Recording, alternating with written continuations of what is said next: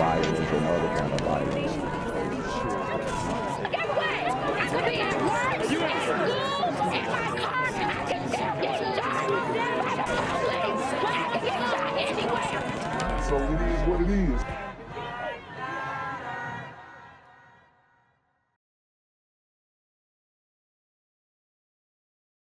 What's good, cyberspace? It's the Black Gen Z Mindset. Make sure you go ahead and like, comment, share, subscribe, and let's get into the video. Tonight from the Clayton County Police Department on a hit-and-run accident that claimed the life of a 7-year-old girl. And police say they need your help to get answers. We desperately need their help. If anybody was in the area of Terra Boulevard between hours on September the 4th, between hours of 2:15 a.m. and 2:30 a.m. if they saw anything, might have felt a bump on the car. A lot of times people don't know they might have hit something with this being a small child. So guys, we covered this story here. 7-year-old girl, midnight, during, close to the devil's hour, where she was hit by a vehicle in a hit and run. Very sad situation. Like I said, where were her parents? Where was her mom, dad, guardian, whoever? A lot of these parents are getting more and more neglectful in the community, and that's why I have the Sisters Come Get Your Kids slogan and hoodie out in stores now, because some of these individuals need a reminder to say, hey, where are my children at today? They might have struck her and not realize that they actually struck the juvenile. As you just heard, the accident happened early Sunday morning in Clayton County near Terra Boulevard and Southside Commercial Parkway. We're told the child was staying at the Magnolia Bay Hotel, which is close to where she was hit. Police say they are checking surveillance cameras from nearby businesses, but right now they are not releasing the child's identity. There's a meeting to talk about a crackdown on gang activity. They want to take things a step further with a world summit focused on specific reduction strategies. And Channel 2's Kristen Holloway walks us through what APD, Fulton County Sheriff's Office, and United States District Attorney are talking about today. The National Alliance of Gang Investigators Association is having a world summit in Atlanta this week. This is all in an effort to help curb criminal gang activity in Metro Atlanta.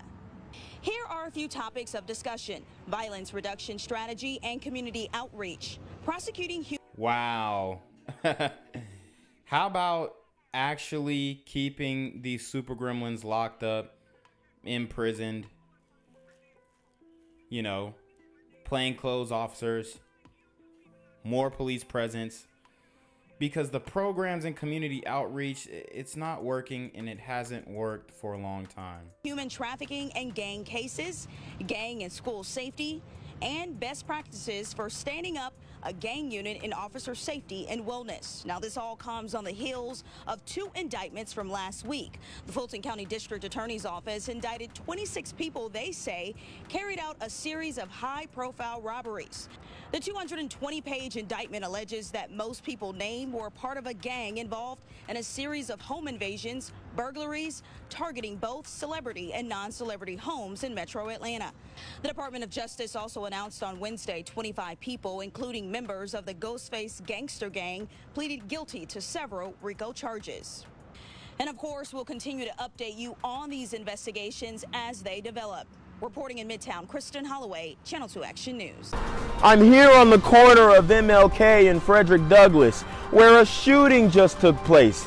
And as you can see, it's a pretty rough area. So I'm basically risking my life reporting on this madness. So make sure you do me a favor and hit the subscribe button. Like the video, hell, share the video. And make sure you go ahead and leave a comment down in the comments section to continue the discussion on how we can find solutions to all this son violence in the streets. I'm Jenquavius Jackson, here live, reporting from Atlanta, Georgia, BGZM News 17. We start at 6 with the Channel 2 Action News exclusive. The family of this man says a wrong-way accident that killed him should have never happened. Now they're demanding answers from police. Channel 2's Michael Seiden is live outside Grady Memorial Hospital. And Michael, you spoke exclusively with the victim's grieving widow. And Dave, as you can imagine, this family is just heartbroken. And just like them, we have a lot of questions about this police chase. Now, investigators say the suspect, he remains here in the hospital recovering with undisclosed injuries. Now, we've learned his name. We're not going to release it until he's charged by police. In the meantime, this grieving family now forced to plan a funeral. I will miss him forever. You know, there'll be never be another one like him, not for me. Candace Denham is in a lot of pain. But on this Labor Day holiday, she can't help but smile just a little bit, especially when she thinks about what today would have meant for her late husband, 41-year-old Jonathan Denham. This holiday was made for him, just to say he made steaks that tasted like butter coming off the grill. Jonathan was not only a grill master, he was a loving and caring husband and father to 10 kids. Wow. And like I've been saying, the worst of us are taking out the best of us. I think they said he had 10 kids. And hopefully he was, you know, doing all he could to be in all of their lives. I know with 10 kids, you're probably spread thin, especially if they all aren't under one house and with one mother. But, you know, it looks like he was doing his best and, you know, maybe made some decisions and, I mean, mistakes in the past, which those are a lot of mistakes, but you know, it's unfortunate that this brother had to go out in the way that he did. Butter coming off the grill. Jonathan was not only a grill master, he was a loving and caring husband and father to 10 kids and 2 stepchildren. In fact, the two had just gotten married earlier this year on Valentine's Day and were building a life together in LaGrange. But on Friday night, tragedy hit this family hard. It makes me really mad. Mad because around 1 a.m. Friday, Jonathan was making a left turn from Delano Road onto Roosevelt Highway in Fulton County when all of a sudden, a wrong-way driver slammed into the passenger side of his car.